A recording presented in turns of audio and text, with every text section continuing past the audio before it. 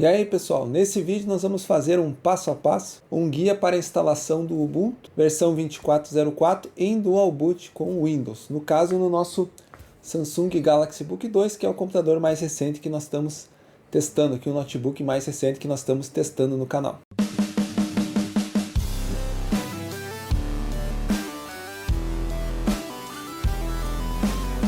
Antes de iniciar, apenas algumas explicações do nosso ambiente, né? Nós testamos, para quem viu o review completo desse notebook, com o Windows 11, que ele vem de fábrica, e eu vou separar ele em partição de 1 TB para usar o Ubuntu. E aí agora, recentemente, eu mostro no final ali que eu estou usando o KUbuntu, que é a versão com KDE do Ubuntu, não com o GNOME. E aí eu mostro também o que eu tive problema. Apenas um dispositivo realmente foi um pouco problemático de fazer funcionar no Ubuntu, no caso aqui no Samsung Book 2, imagino por causa de kernel, mas eu explico mais no final do vídeo. Uma outra coisa que eu explico no vídeo do 2204, pessoal, teve gente que até comentou que eu falei demais isso, mas é muito importante.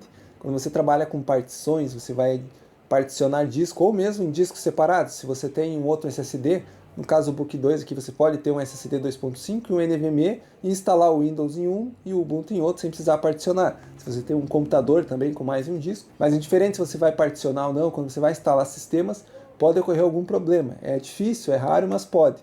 Então, por exemplo, você estraga a partição do Windows, aí você vai ter que recuperar. Mas se você formata errado, você apaga o conteúdo. Então é muito importante você estar ciente disso e ter um backup. Hoje em dia você pode usar Google Drive, OneDrive, Dropbox, enfim, jogar na nuvem os seus dados, pendrive, dependendo das coisas mais importantes que você tem, ou até um HD externo, para que caso dê algum problema, alguma coisa, você consiga restaurar seus dados, porque isso, dependendo da situação, pode vir a ocorrer. Então é muito importante estar ciente disso antes de mexer, salvar seus dados e fazer com calma, né, com cuidado, passos para não ter problema. Depois, no meio do vídeo, lá quando eu vou particionar, enfim, eu reforço um pouquinho isso. E vamos começar o processo de instalação do Ubuntu no Samsung Book 2. Então, feitas as devidas explicações, vamos ao processo. Primeiramente, nós vamos preparar o disco. Isso você talvez não precise fazer, depende muito do seu cenário. Como eu comentei aqui, eu tenho um SSD de 1 TB e eu vou particionar ele deixando uma parte para o Windows maior, que eu já estou usando, e vou liberar uma parte para o, no caso aqui, o Ubuntu que nós vamos usar. Geralmente o Ubuntu, a própria instalação dele já é menor, então você consegue trabalhar com espaços menores, dependendo, claro, o que você vai fazer.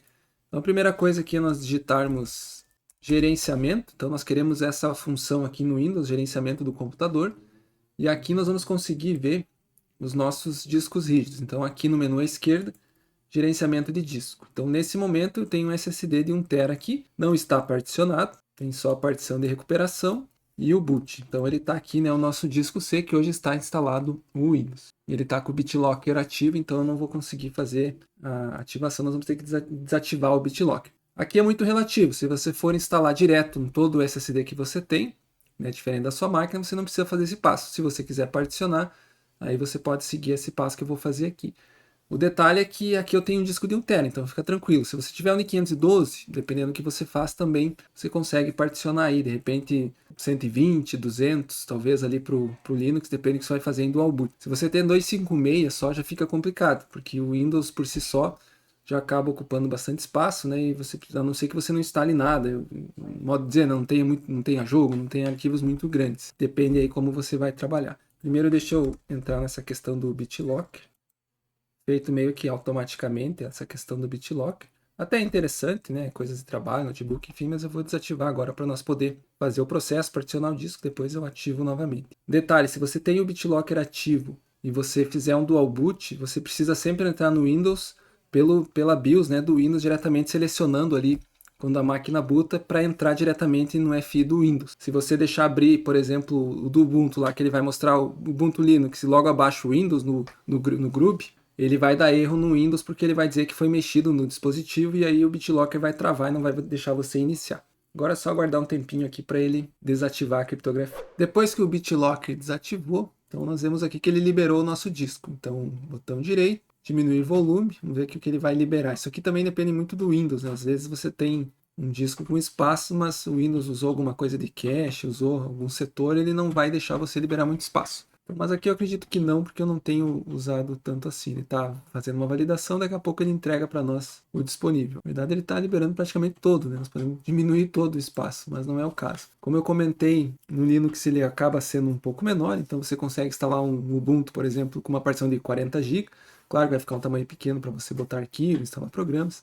Como eu vou trabalhar bastante com o Node e Docker, né, acaba virtualizando as máquinas, bastante pacotes no Node Modules quando você instala. Eu vou subir uma máquina aqui com 320 GB para o Ubuntu. Vai sobrar 630 ainda aqui, porque eu já tenho bastante arquivo aqui e coisas salvas nessa máquina. O próprio WSL já está ocupando um espaço interessante. Diminuir o volume, nós vamos ver que ele vai abrir uma nova partição aqui no nosso disco que não vai estar em uso. E é essa partição que nós vamos usar para instalar o nosso Ubuntu aqui, mantendo o Dual Boot com o Win. Um detalhe importante que eu sempre comento nos vídeos, até tem um outro vídeo completo aí também do Ubuntu 22.04, que eu acho que eu faço um guia parecido de Dual Boot, e é sempre importante você ter cuidado ao fazer isso aqui, e até é bom você fazer um backup dos seus dados, jogar na nuvem, enfim, seus dados importantes, porque se der algum problema, a máquina não bootar, alguma outra coisa assim, né, para você não perder os seus arquivos. Então não é para ter problema nenhum, não é para estragar o Windows, mas é sempre bom você estar atento. Com essa parte aqui pronta, então nós já temos o nosso disco preparado. Lembrando que, né, o próprio Samsung Book 2 que nós estamos usando aqui para esse vídeo, ele tem um M2 e tem um espaço para você colocar um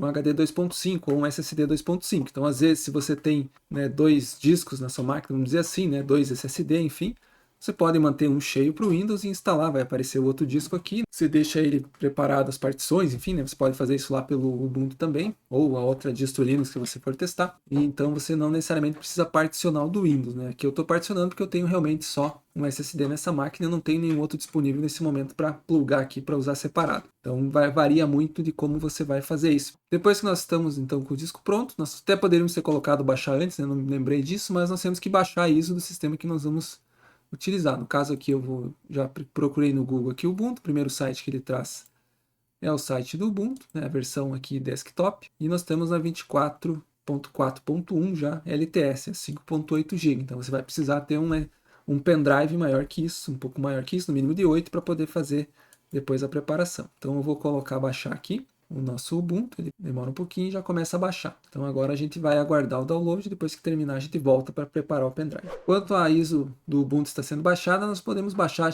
aqui também o Balena Etcher para fazer, né, a preparação do nosso pendrive. Ele pode ser usado aqui tanto no Windows como também para Linux. Até tem um vídeo do canal que eu faço o contrário, né, quando você compra um notebook, por exemplo, com Linux, quer colocar o Windows, que eu mostro lá o procedimento para fazer, mas até tem essa questão de você baixar essa imagem para Linux, é um .app, botão direito, lá você libera a propriedade lá de segurança para executar o aplicativo, 2 cliques em cima ele abre da mesma forma que vai abrir para nós aqui. E aí então se você está querendo sair de um Linux para o Windows, por exemplo, essas máquinas mais baratas que você encontra com Linux, então tem essa opção aí, até mais fácil, porque o tutorial lá fica um pouquinho chato, a gente acaba fazendo a instalação, né, de um outro aplicativo para você fazer a preparação do pendrive. Aqui no caso eu vou baixar a versão para o Windows. Então aqui não tem muito mistério, né? É um executável. Nós já vamos deixar clicado aqui, é só seguir os passos de instalação avançando todas as etapas. Uma vez que termina o download, já com o Balena Etcher, basta abrir ele abre dessa forma. Flash from file, no caso, para nós encontrarmos a nossa ISO. Então eu entrei lá em Downloads, onde está a nossa ISO do Ubuntu. Vou colocar aqui um pendrive que eu ainda não conectei. No momento que está o pendrive plugado, ele vai identificar aqui. Ele vai apagar inclusive o conteúdo, então você tem alguma coisa no pendrive, copie antes, né, para o computador, enfim. Faça um backup antes e aqui quando clicarmos em flash, ele vai pedir permissão do administrador e nesse momento ele vai preparar então o nosso pendrive com a ISO aí do Ubuntu que nós preparamos. Agora sim, pode demorar um tempinho, ele está marcando aqui em torno de 10 minutos, depende, né, do USB, da velocidade do pendrive. Voltamos quando ele terminar. Assim fica o Balena Etcher depois que ele termina. Agora nós vamos bootar a máquina, né, iniciando pelo pendrive. Para essa parte aqui nós precisamos bootar pelo pendrive. Então tem máquinas que é fácil você apertar ali o F12, talvez um F9, F11, depende muito. Você pode conferir no manual do fabricante. No caso aqui do Samsung Book eu não me lembro qual que é, se tem uma tecla para isso. Eu testei, acho que F12, não deu, F11. Então eu vou vir diretamente aqui em Boot. E aqui em Boot Priority, né, ele está... No caso com o Windows eu vou trocar para o pendrive. Então fazendo isso, depois quando você tira o pendrive, automaticamente ele vai ter aqui as duas, né? Vai ficar com o Windows Boot Manager e no caso com o Ubuntu. Então eu vou F10 para salvar e aí ele vai reiniciar, né, pela instalação agora do pendrive.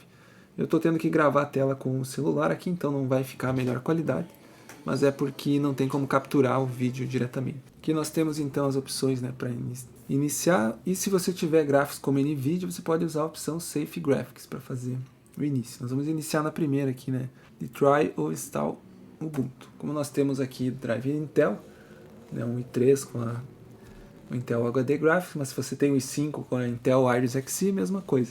Pode pegar essa primeira opção, porque os drives já vêm dentro do kernel. Depois de um tempinho carregando, a primeira coisa que ele traz para nós aqui é escolher o idioma. Eu vou escolher aqui português do Brasil. Avançamos no próximo. Acessibilidade, se você precisar alterar, mexer em alguma coisa. Layout do teclado, eu vou iniciar aqui com português Brasil, que é o nativo do Book 2. Mas você pode testar outros e depois também dentro do sistema a gente pode adicionar outros layouts. Próxima opção é se vamos conectar à internet. Você pode conectar, vejam, o importante que ele já pegou o Wi-Fi. No Windows ele não sai com os drives ativos, mas não vou conectar nesse momento ainda. E aí ele tem a opção aqui, né? Se nós queremos instalar o Ubuntu ou experimentar. Se experimentar, ele vai apenas carregar o Ubuntu, né, através do próprio pendrive sem fazer a instalação, né, para você testar, dar uma mexida. E instalar ele vai realmente gravar, né, no nosso disco para nós poder utilizarmos instalação interativa. Isso é novo, não tinha na 22. Então nós temos aqui a instalação passo a passo e nós vemos que agora tem a opção de nós criarmos um arquivo YAML para poder já ter as configurações do nosso sistema. Bem interessante. Vamos testar isso aqui mais para frente. Nesse momento eu não tenho, então eu vou fazer a guiada. Nós temos aqui instalação padrão, apenas o essencial, e nós temos a completa. Fica sempre uma dúvida, né? Um pacote menor ou um mais completo, mas eu acho que eu vou na padrão e depois eu vou instalando o que eu precisar, conforme a necessidade. Aqui você pode escolher a completa para pegar o pacote maior, fica a seu critério. Vou marcar aqui a opção para gráficos de terceiro, não sei se essa máquina tem alguma coisa que precisa. Como não tem NVIDIA, eu acho que o Wi-Fi também não é proprietário, mas você pode marcar, principalmente se tem NVIDIA, algum outro driver proprietário como Broadcom, Wi-Fi, enfim, para ele fazer a instalação. Vamos avançar. Aqui nós temos que ter muita atenção, porque aqui ele já identificou que nós temos um Ubuntu junto com o Windows. Nós temos a opção de apagar todo o disco, aqui apagaria todo o nosso disco de 1 TB para instalar. Nós temos o particionamento manual.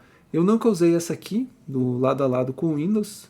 Eu já vi gente comentar em outros vídeos que ele faz bem certinho, enfim, mas eu estou acostumado a fazer a manual, vou continuar nela. Até podemos fazer vídeo testando, mas aí eu tenho que preparar um disco com chance de eu perder os arquivos, alguma coisa que eu não fiz, né? Então eu tenho aqui algumas coisas que eu não quero perder. Então vamos no particionamento manual mesmo, conforme nós preparamos lá o nosso disco. Então aqui nós precisamos prestar atenção, porque se nós fizermos alguma coisa errada, a gente pode dropar a partição de boot, a partição do Windows, e aí vai dar um pouquinho de dor de cabeça. Então o SDB aqui, na verdade, é 16 GB é o nosso pendrive, então não é ele que nós queremos. Está aqui o nosso SSD de 1 TB. Então ele tem aqui o Windows Boot Manager, que ele está marcado aqui como partição VFAT. Tem aqui a partição de recuperação. Tem a partição NTFS, que é o padrão que o Windows utiliza, com 663 GB. O espaço livre, aqueles 320 que nós separamos, aqui ele está marcando 336, é questão, né, da forma que é ali das partições, tipo de formatação dela, enfim, pode acontecer isso. E nós temos essa partição aqui de 800 MB NTFS, que é a de recuperação do Windows. Então nós só queremos mexer nesse espaço livre, nós não vamos mexer nada com o Windows para evitar qualquer problema lá. Então selecionando aqui o espaço livre, 336, eu marquei aqui embaixo então o SSD de 1 TB como inicialização do bootloader. Ele vai montar aqui também o nosso Windows Boot Manager e o ponto de montagem aqui, o nosso Boot FI junto. Vamos apenas criar aqui a nossa partição de 336 GB, o que nós queremos. É sempre bom ter uma área de troca, um swap. Eu vou dobrar aqui, como eu tenho 16 GB de RAM, eu vou colocar mais 16 GB de swap, para ele ter uma área de troca, quando precisar fazer cache de arquivo, enfim.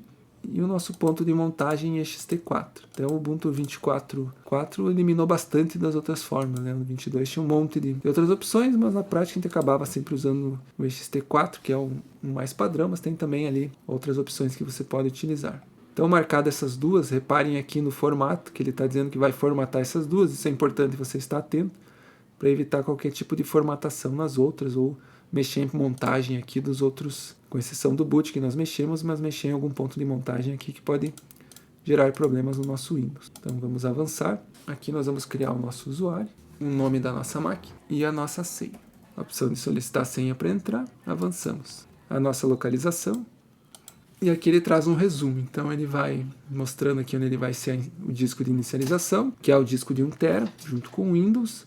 vai formatar a partição SDA5, que nós criamos lá como swap, e a SDA6 como ext4 para o ponto de montagem barra, né, o ponto do sistema operacional. Vamos seguir. E agora sim a gente precisa aguardar que ele conclua a instalação. Isso vai demorar alguns minutos.